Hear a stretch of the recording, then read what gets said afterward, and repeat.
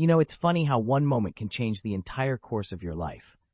One minute we were all sitting around the kitchen table, sharing laughter, and the next I found myself at the center of a family storm that boiled down to one heartbreaking phrase: sister canceled.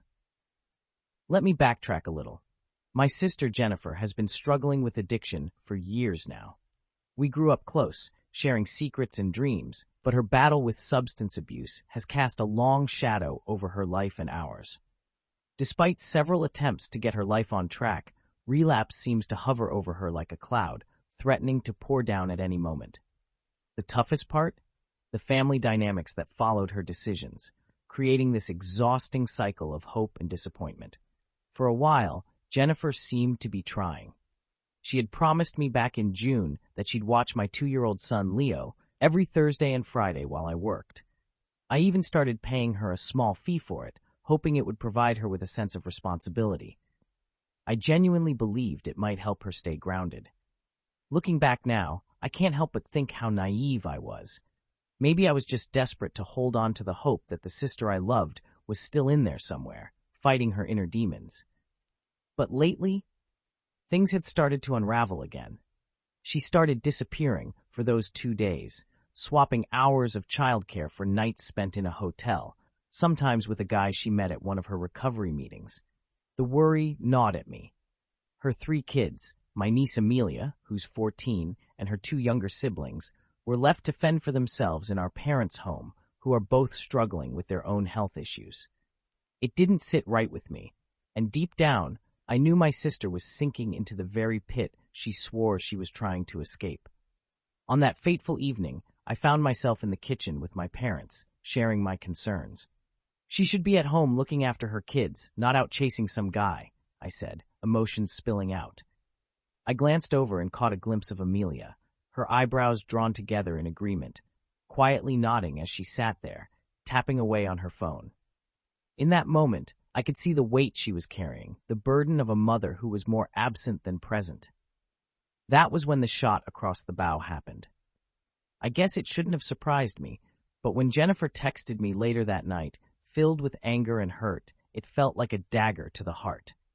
She was furious that I had bad-mouthed her while she was away. "I can't believe you're talking about me like that," she wrote. "I'm not going to watch Leo anymore." My heart sank as I read those words. In an instant, everything I had laid out, all those plans, collapsed.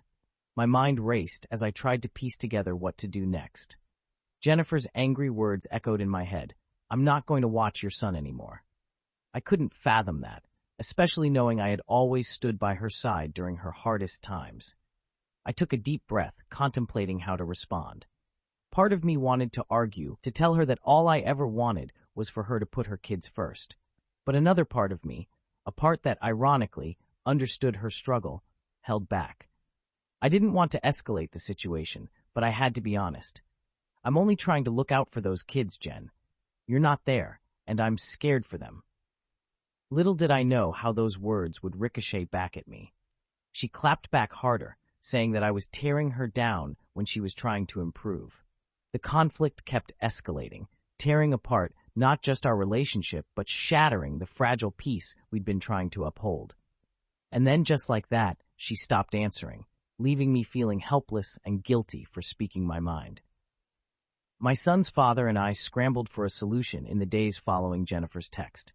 We hit up every friend, every neighbor, and every available babysitter on our contacts list, trying to find someone, anyone, who could step in last minute. It felt chaotic, and the pressure mounted, but it also lit something within me. I realized I couldn't let this situation hold my son back. Amelia had stepped up before, and maybe I could discuss it with her directly. I felt like I had failed, not just as a sister, but also as a mother. I wanted to help Jennifer, but was I enabling her? Each decision seemed weighed down by doubt. Moments like these made me question where the line was drawn between supporting someone and taking care of my own family's needs.